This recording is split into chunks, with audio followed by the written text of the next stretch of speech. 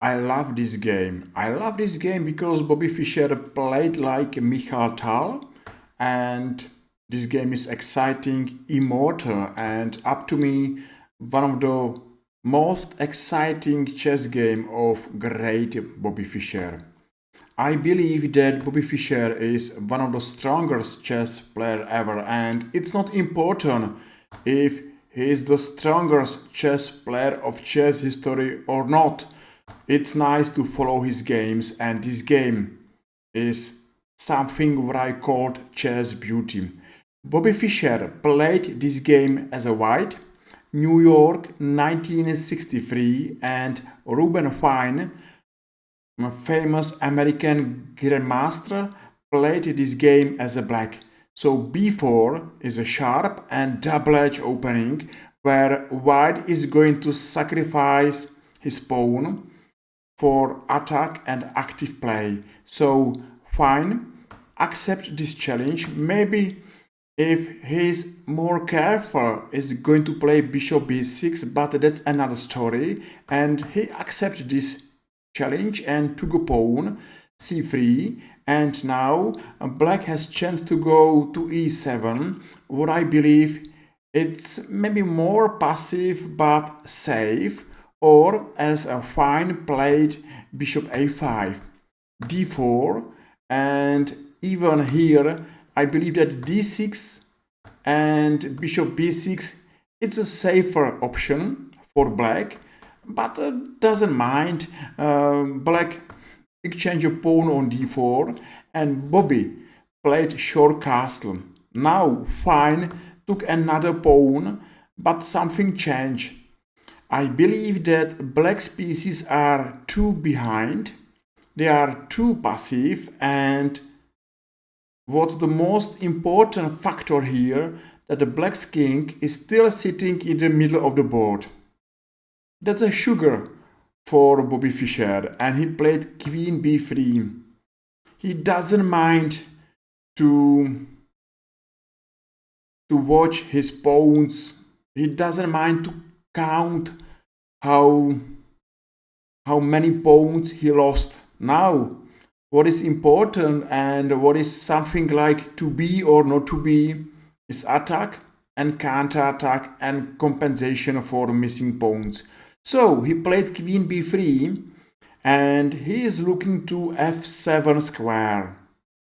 This is the biggest black's weakness, and black has to defend this pawn. Maybe queen f6 is an option, where Chigorin once played e5, knight c3, and knight e2 with double edge and maybe unclear position.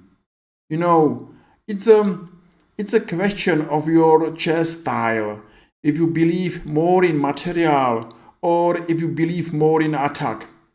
I believe here still that white's got advantage, but at the other side, it's about your style.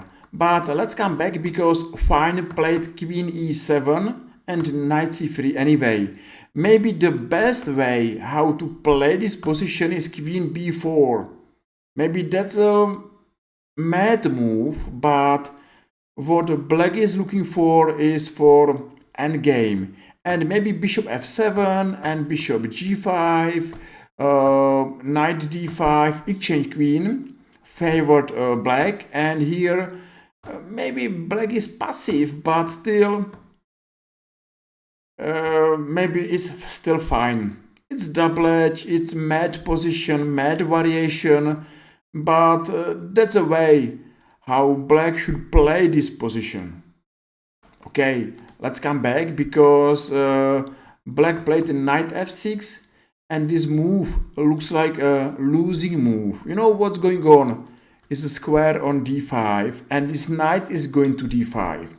Black missed this chance to kill this knight on c3, and now black is hopeless. So knight d5 immediately, and not good enough to take on e4 because of knight g5.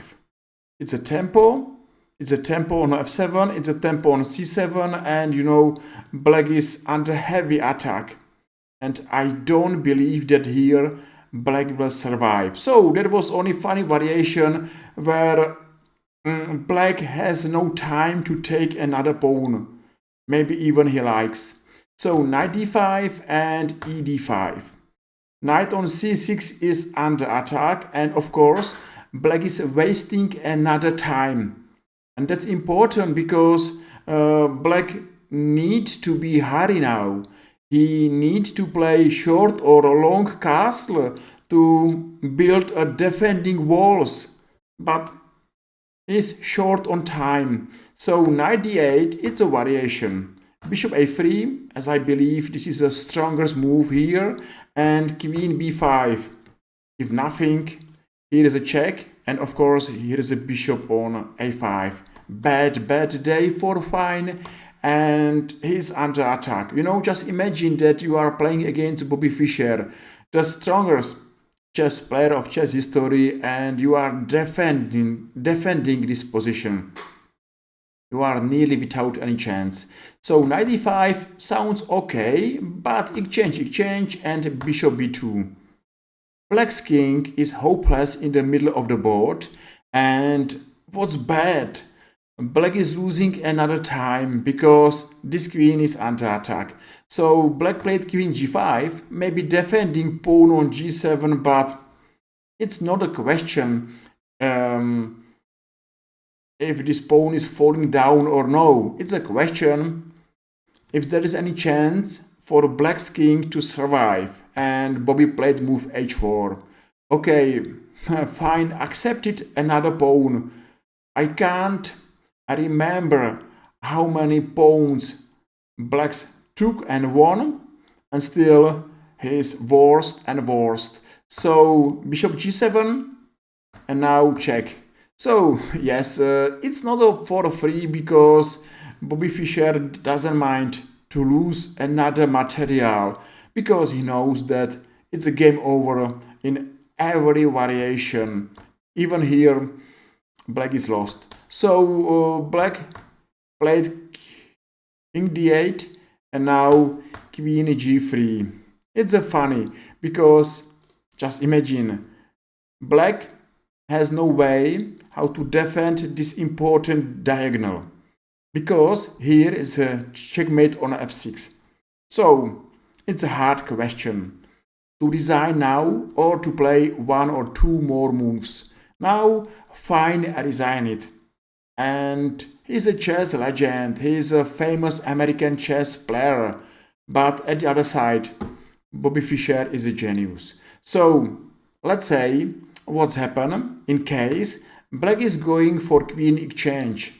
He should take on g3, but that's a beautiful checkmate. And if not, black is losing queen, and maybe at the end he is still checkmated. A wonderful chess game of great and immortal Bobby Fischer. I believe that you enjoyed this amazing game, and if yes, just feel free and press like or press follow and made my day. See you soon, see you next time, and thank you very much for your time and attentions and likes and follows. It was nice time with you. See you. Bye bye.